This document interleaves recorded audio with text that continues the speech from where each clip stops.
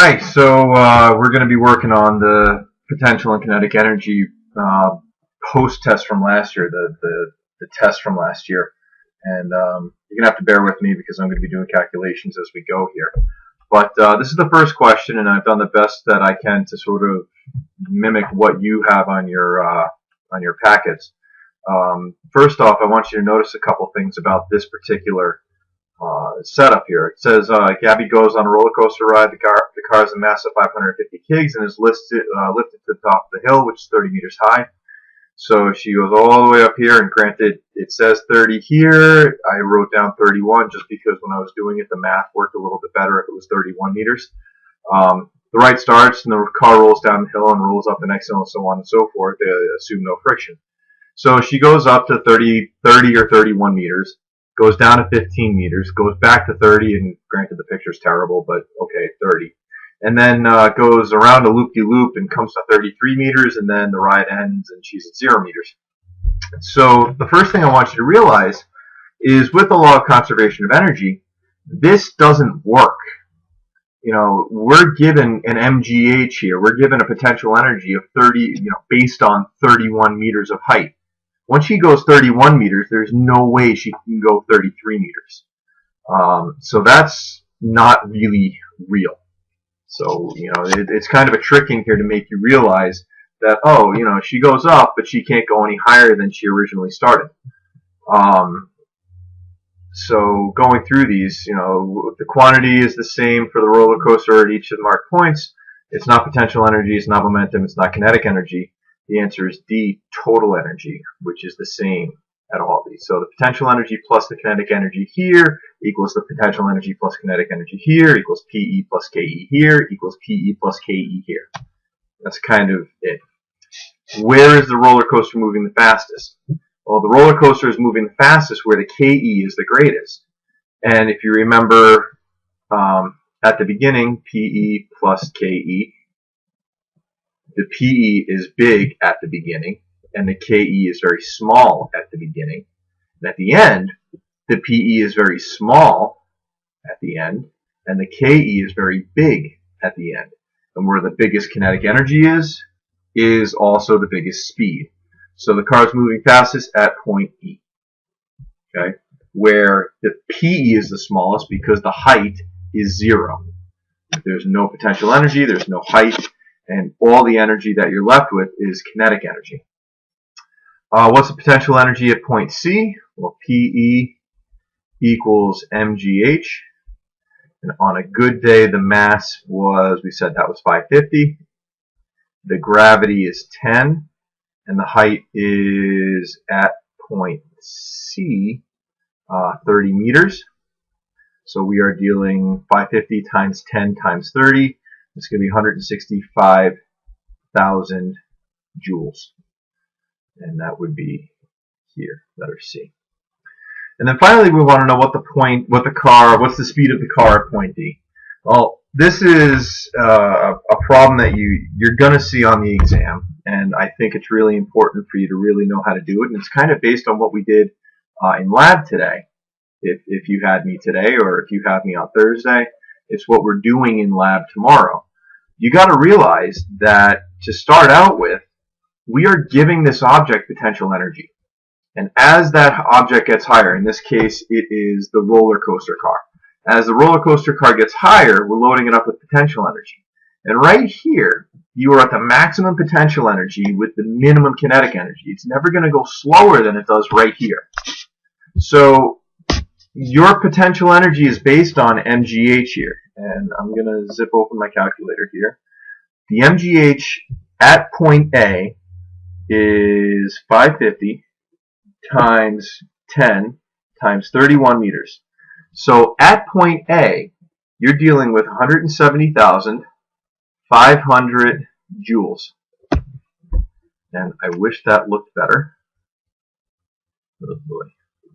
170,500 joules. Plus, and that's your potential energy. And you can make the assumption that you're really not moving very fast, so your KE is 0. So your total energy here is 170,500 joules. Well, then you go down here, you lose a bunch of potential, but you pick up a bunch of kinetic. But because of the conservation of energy law, you still have, if you add potential and kinetic together, you're still going to have 170,500 joules.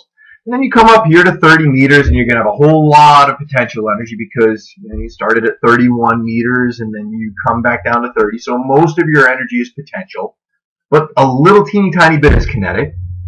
But it still adds up to 170,500 meters. And then you go through the loop-de-loop and forget about the fact that it was 33 meters, whatever. You pretend that you go through that.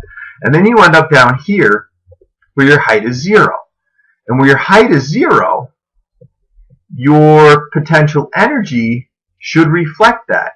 And if you remember that your PE is mgh, but your h is 0, 0 times g is still 0, and 0 times g times mass is still going to be 0. So you're not going to have any potential energy here, which means your kinetic energy is all wrapped up in there, which is 170,500 joules, which, if we remember the formula for kinetic energy, it's 1/2 mv squared, which, according to my calculator, if we solve for this, remember the mass was 550 kilograms, so I'm just going to erase some of this. 1/2 times 550 v squared. And the last time I checked, I can make this happen a little easier. 170,500. What's half of 550? 275 v squared. Divide both sides by 275. 275, 275, that goes away. Divide by 275. You should get 620. So 620 equals v squared. And we want to know not v squared, we want to know v. So we'll take the square root of both sides. V is going to equal 24.89 meters per second, which is pretty close to 25 meters per second. That's how fast you're going here. Now, this is in happy physics land. This is where there's no friction slowing anything down. If you really get onto a roller coaster, you go up the hill, up the hill, up the hill, and then you go all loop-de-loop, and it's a good time. But every second that you're on that roller coaster, you're losing energy to friction. And if you pay attention the next time you're on a roller coaster, you're actually going the slowest that you can go when you get back to the beginning or when you get to the bottom. Whereas here in happy physics land, where there's no friction, you're going the fastest. And I remember back in the beginning of the year, I was talking about, we're going to be in happy physics land, and the rules are different, and blah, blah, blah. But for the most part, up until now, we've been able to ignore air resistance, and we're really dealing with similar numbers, whether or not we're in happy physics land. In this case, when you're dealing with energy and friction and roller coasters and things that involve these types of ideas, this is where the greatest discrepancy between the real world and happy physics land, where everything is ideal, really manifests itself. In the real world, you're going the slowest you can go at the end. In happy physics land, you are going the fastest you can possibly go at the end. Because in happy physics land, all of your potential energy up here has turned into kinetic energy down here. And in the real world, all of your potential energy up here has turned into heat and friction and a very slow roller coaster car down here. So, going forward, we doing the calculations, we're going to always assume we are in the ideal circumstance. But when you get on a roller coaster, you need to realize you're going up and up and up, and then you're going to start spending a lot of that energy as heat and sound, and it's not useful energy. So I hope this makes sense. Again, we will always use the ideal circumstance when attacking these problems, but always keep in the back of your mind that's not how it really, really works, unless the roller coaster was made of ice and the wheels were made of ice and everything was frictionless. All right. So moving on, we get to the next question. A student with a mass of 70 kilograms runs up 3 flights of stairs in 11 seconds. The student has gone a vertical distance of 8 meters. determine the amount of work done to elevate her body to this height. Assume that her speed is constant. Okay, fine. We're looking for work. And we learned originally work has nothing to do with time. So time is irrelevant. Work going up and down equals mgh. And work still equals FD.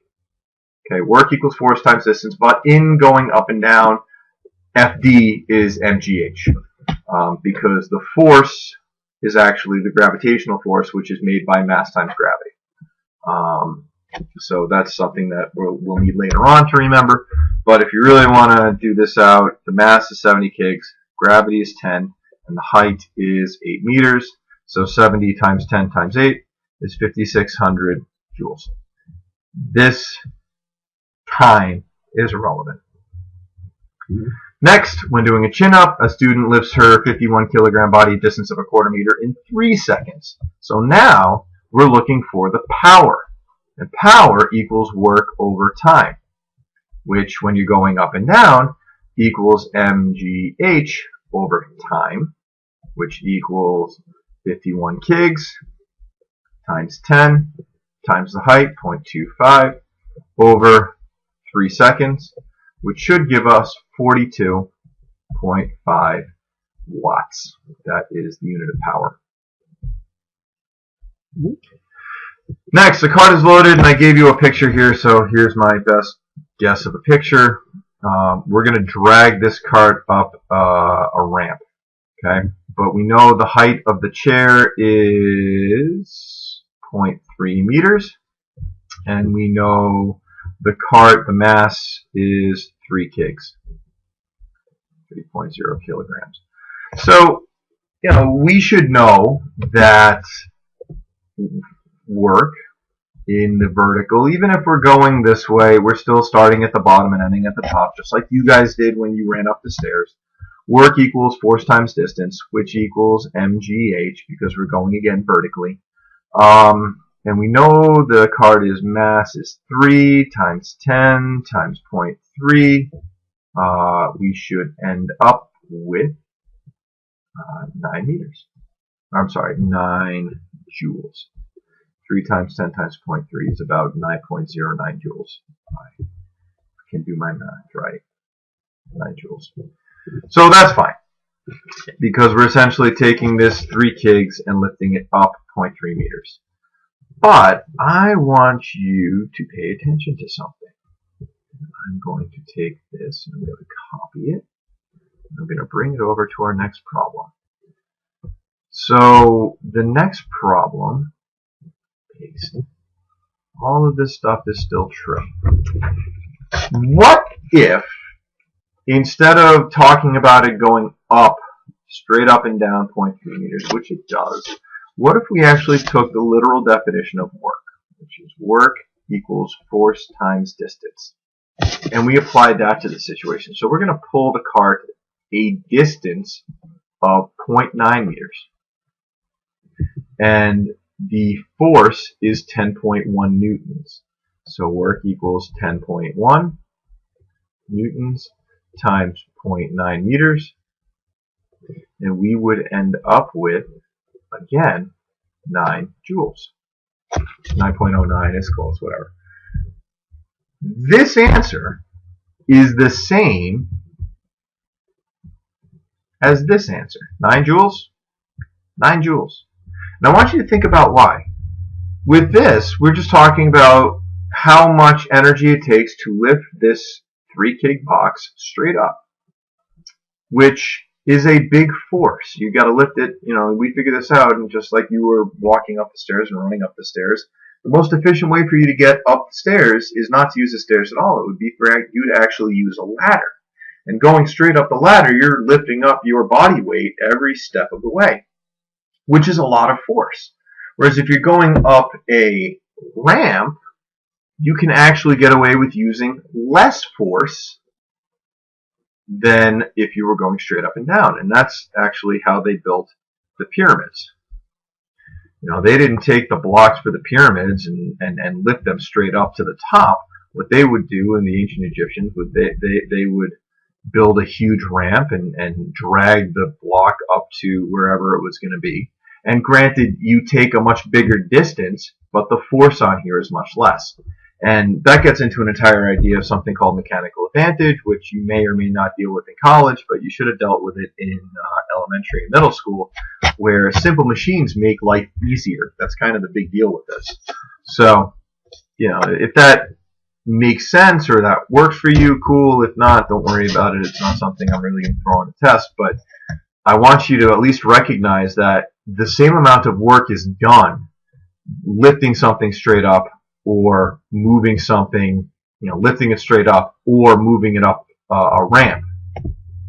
Just realize that by using the ramp, you're going to move it a much bigger distance, 0.9 meters instead of 0.3 meters straight up, but you're also going to use a lot less force. So I hope that makes a little bit of sense. Determine the kinetic energy of a 625 kilogram roller coaster that's moving with a speed of 21 meters per second. So KE equals 1/2 mv squared. KE equals 1/2 of 625 times the velocity, 21 squared. And according to my calculator, it'll give me 13 seconds, 0.5 times 625 times 21 squared. You should end up with a very big number. KE equals 137,812 joules. Hope that was cool and good for you, and I hope you got that right. Missy DeWater, for a platform diver for Ringling Brothers Circus, has a kinetic energy of 14,000 joules just prior to hitting the bucket of water. If her mass is 40 kgs, what's her speed? Well, we know KE equals 1/2 mv squared. 14,000 joules equals 1/2 times her mass, which is 44 kilograms, times v squared. And we're going to go ahead and solve for v. So 14,000 equals half of 44, which is 22, v squared.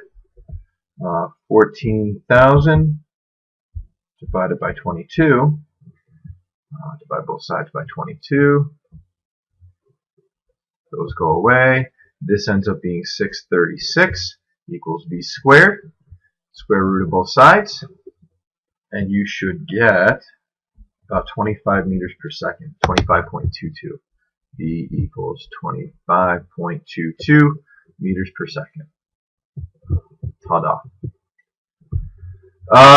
This is a good question. The coyote, it's a question where, look, here's a cliff. Coyote runs off the cliff, and he's going to fall down.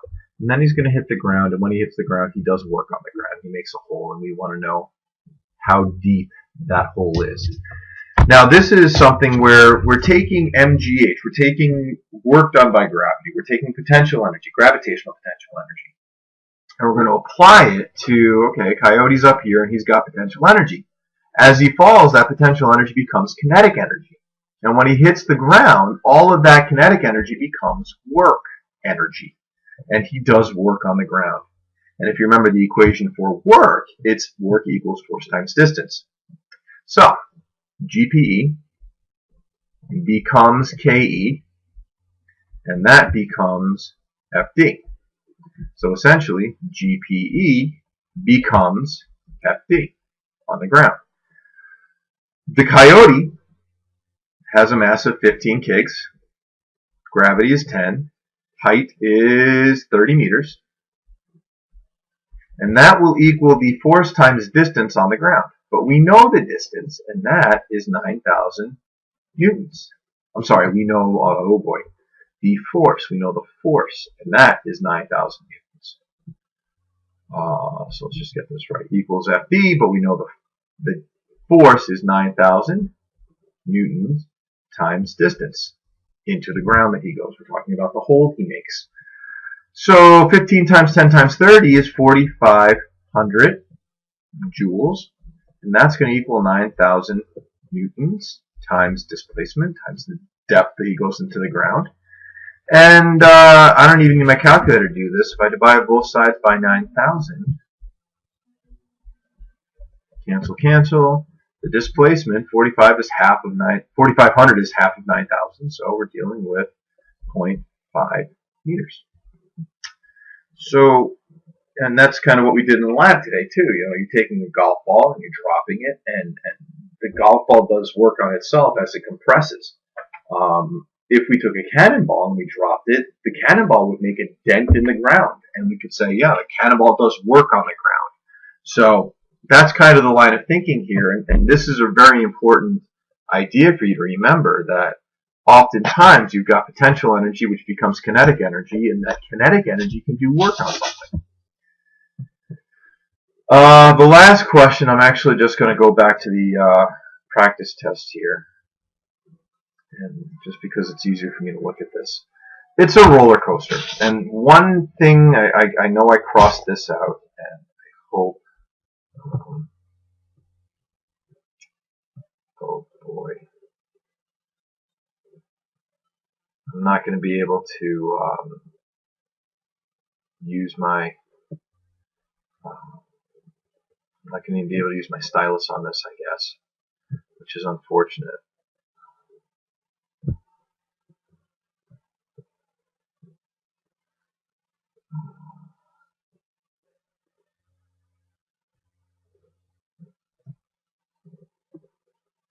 How do I pause this?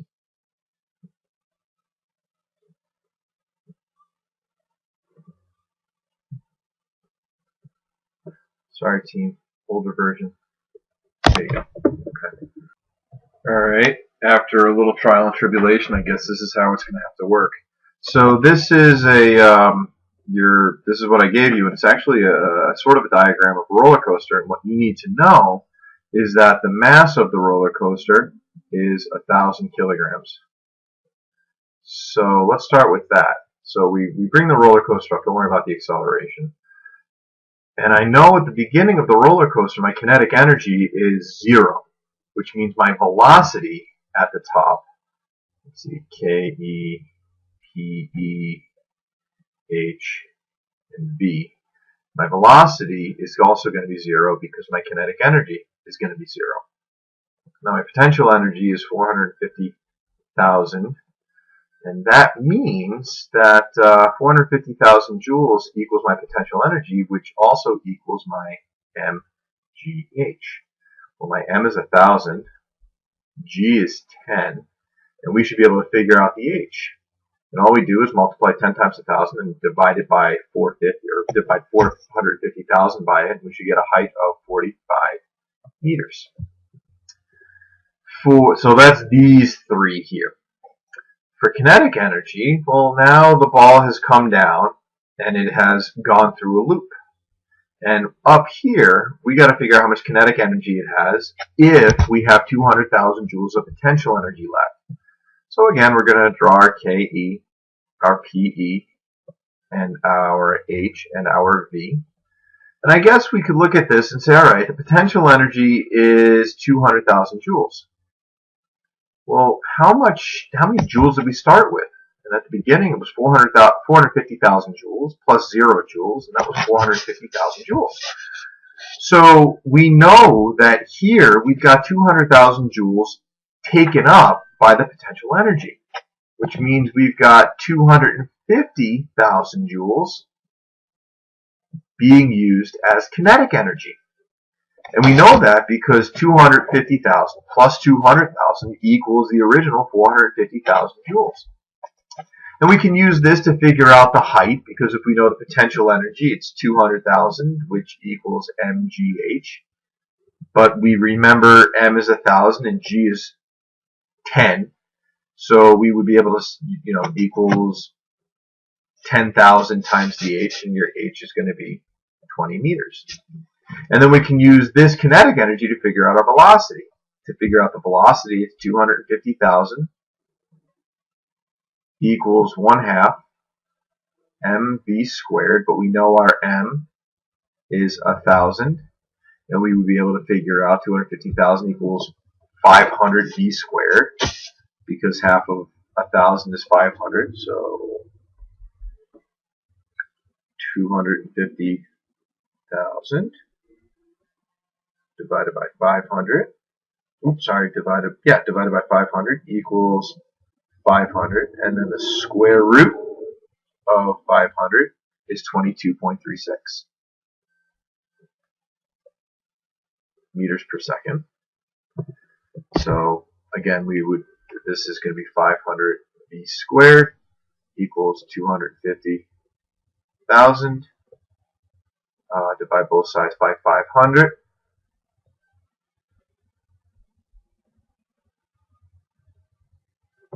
V squared is going to be 500, and then square root of both sides. V will be 22.36. So I hope that helps, and that's these C, D, and E. And then at the bottom, we've got to look at, all right, we know one thing here, K, E, P, E, H, and V. And if we know the H is 0, that means the potential energy is also 0 because PE equals mgh.